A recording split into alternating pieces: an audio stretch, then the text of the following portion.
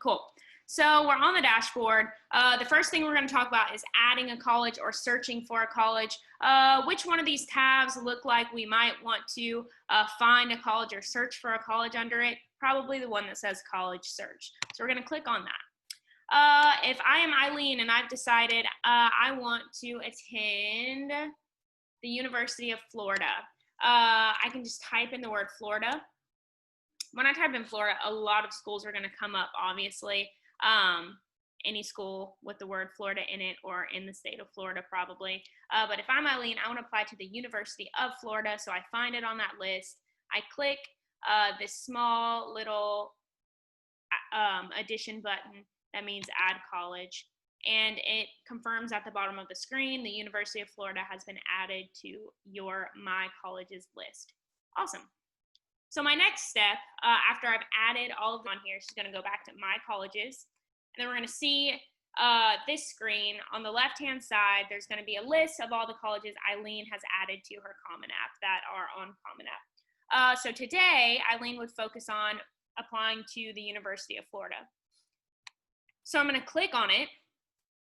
On the big part of the screen, it does show us some really important information. It shows us the contact information, the phone number, the email address, their physical address in case you have any questions or have to send something in, you've got their contact. It also gives you a link to the website, a virtual tour of the school, and then just some like application deadline information. This is great information, but it's not the physical application. You need to be focusing on over here on the left-hand side where it says University of Florida, and then it says application in bold letters, application.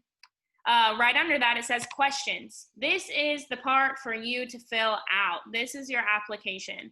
It's going to ask you general questions. Here are some buzzwords that you really need to focus on when you're applying to any college. You all are applying to start in fall 2021, not the spring. You guys will still be seniors, still be in high school in the spring of 2021. That's this coming January. We want to start in fall 2021. So that's what everyone should click. Preferred admission plan. Some of them will give you other options. If they still have early action going on, it might say early action, so on and so forth. Most of you at this point have not indicated that you are trying to apply early action or early decision, so I would just click regular decision unless you know otherwise or have talked to myself or Miss Lemon about another option.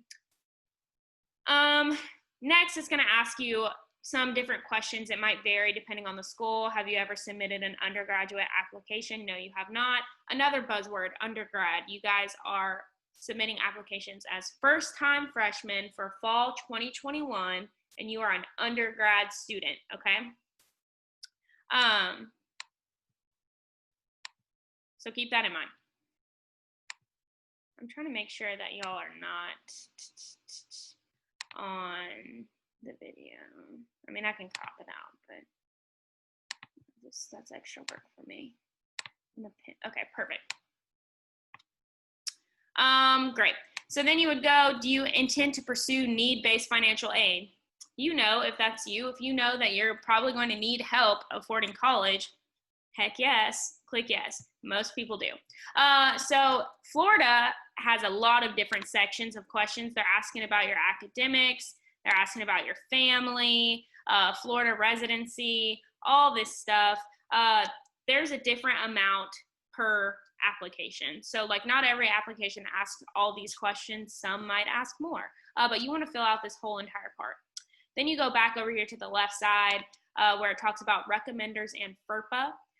So recommenders are those recommendations that you have requested, and it's probably going to ask for an email or some kind of way for them to receive those recommendation letters. And then also,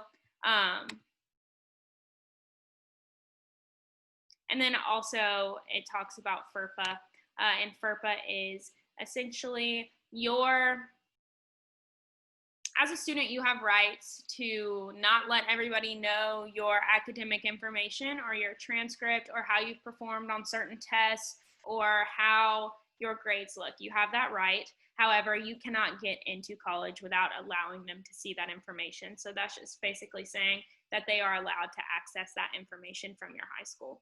So you want to complete the FERPA waiver as well. And then after that, you're going to review your entire application. Once everything's complete, it'll let you submit it. So everything you need to do on a Common App application is right here on the left-hand side, clicking through these sections and completing the entire application. Are there any questions about that? Any questions about how to add the college on Common App, how to find the actual application, and how to complete any of that? What if we already applied to some school? That's great. We're going to continue applying this week, and you should just mark it as applied on OverGrad. I'm going to click on View College Applications. So a little hint, y'all, you should really go ahead and do this before you even head to Common App. You want to make sure every school you're interested in, you've added the application on OverGrad. So let's say Maya woke up this morning and was now interested in applying to Harvard University. So she's going to type in over here in this search bar, because Harvard is not currently on her list. She's going to type in Harvard University. And she's going to click Add Application. Awesome. So now it takes us to a new screen. This screen is going to ask us about the application type.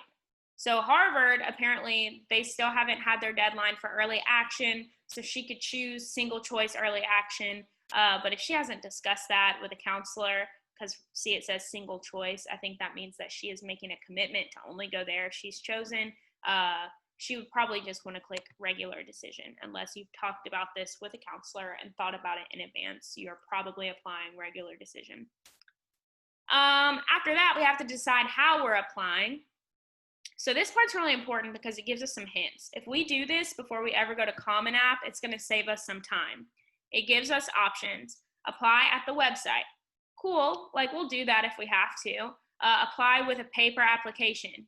No, we're not applying with a paper application. COVID is too real. We're just not doing that. Nobody does that anymore. And then it gives us a third option, applying with commonapp.org. Here's the big hint. If it gives us that option, then that is what we should do. That means it's probably on Common App. So we're going to click it, and then that is when you would go search the school up on Common App like we just did. Then I changed the status to will apply because I haven't applied there yet. I'm just putting it on my to-do list, and then I hit save. Once I hit save, it is on there. I know that I'm planning to apply to Harvard. Awesome. So now let's say it's tomorrow and I'm ready to, I've already applied. I went and did everything. So I'm going to go back to that application. I'm going to go back to my applications, view applications on OverGrad. I'm going to click these three little dots and go to edit application info. And I'm going to change the status to applied. And I'm going to tell the counselors, I'm going to tell OverGrad when I applied, and I applied on the 9th. So then I hit save. When we scroll down, this is the final step of the application process. Click on the application, scroll down. We want to send our transcripts. So click attach document at the bottom right-hand corner. Click on transcript. Click attach or request. That is going to send a notification to Ms. Lemon to say, hey, I need my transcript sent to this school, or any document that it gives you the option to send. If they request a certain document from your ACT, if you want to send your ACT score, tell Ms. Lemon you need to send your ACT score. If you need a fee waiver, these are the things that you click, and this is how you request them. It doesn't hurt to send a follow-up email, but the email alone will not be enough. We've got to keep all this information in one place. So that is your final step on OverGrad. That is your final step for the whole college application process.